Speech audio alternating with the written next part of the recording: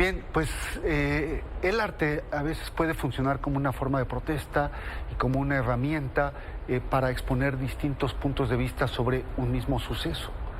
Por eso nos acompaña hoy Federico Mastrogiovanni, él es escritor y periodista, para platicar con él de su libro Ayotzinapa y nuestras sombras, mitologías de una desaparición forzada de este libro. Bienvenido, Federico. Muchas gracias, Héctor. Buenas noches, tardes.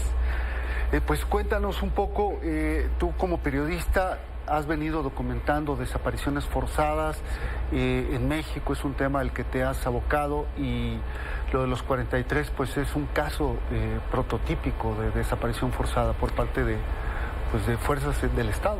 Sí, de hecho, cuando sucedió yo ya venía trabajando el tema hace varios años y fue un caso eclatante, extraordinariamente concentró muchos de los elementos de la desaparición forzada de personas, la participación por parte de muchos niveles de las instituciones de seguridad y pues fue un parteaguas, por el momento sigue siendo un parteaguas, hay un antes y un después de Ayotzinapa, entonces esta es un poco la idea de la cual partí para escribir este libro. ¿Esta crónica la llamarías una crónica? Sí, es una crónica en su concierto forma de voces. Exacto, es una crónica que contiene muchas voces.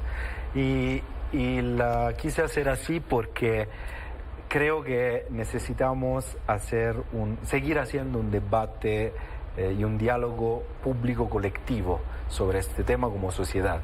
Por eso quise involucrar muchas personas que operan en ámbitos distintos, por supuesto que hay familiares, abogados, hay estudiantes de Ayotzinapa, pero también hay artistas plásticos, dramaturgos, directores de cine. Entonces, la idea es tratar de entender qué ha cambiado en nosotros durante estos 10 años y desde cuántos más puntos posibles se puede ver este acontecimiento para entender no solo cómo nos ha afectado, sino cómo puede cambiar una sociedad para que esto no vuelva a pasar. Entonces, la idea es juntar esas voces y también romper las mitologías que se han ido construyendo en estos 10 años y las imágenes que acabamos de ver son parte de una de esas mitologías. Hemos pensado...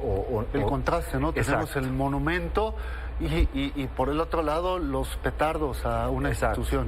Exacto. Entonces el monumento nos recuerda, digamos, casi como si fuera algo solo que tiene que ver con la memoria y que se mantenga la memoria, y los petardos nos hablan de unos estudiantes que tienen un alto nivel de politización y es una característica fundamental de su lucha, que también nos ayuda a entender cómo han sido posibles las acciones y las violaciones y las torturas y los asesinatos y las desapariciones forzadas de los estudiantes de Ayotzinapa en 2014 y mucho antes y también después. Ahora, una de las mitologías que se ha creado, y la mitología siempre reduce la realidad y fagocita la historia, el contexto, es la de los pobres estudiantes solo víctimas, solo pasivos, casi pasivos.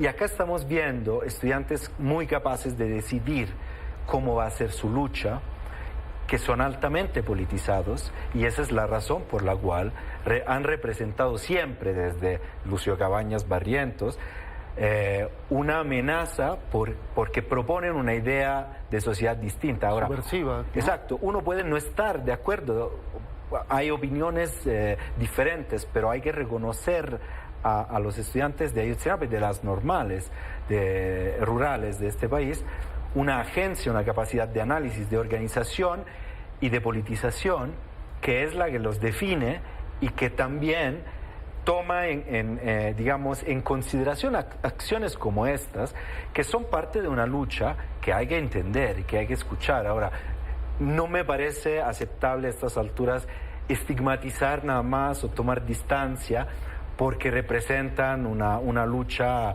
con cierto grado de violencia, sin entender de dónde viene esa lucha, porque eso nos ayuda a entender también la represión brutal que han padecido siempre, han padecido aquella noche terrible del 2014. Un poco lo que dices de analizar estas mitologías para que el acercamiento sea sin estigmatizar, sin condenar, pero también sin romantizar necesariamente, ¿no? Exacto.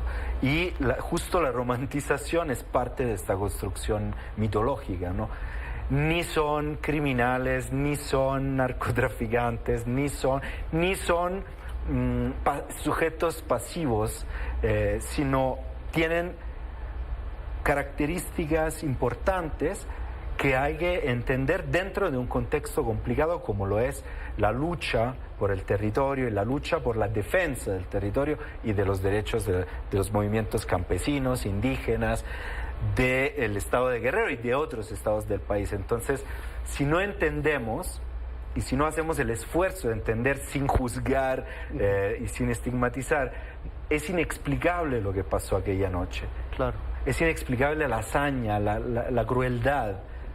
¿Cómo convences a una persona de leer tu libro, por cierto, ilustrado por Daniel Catali? Yo creo que ahí no... ¿Qué le dices a un posible lector? La cosa que me parece más...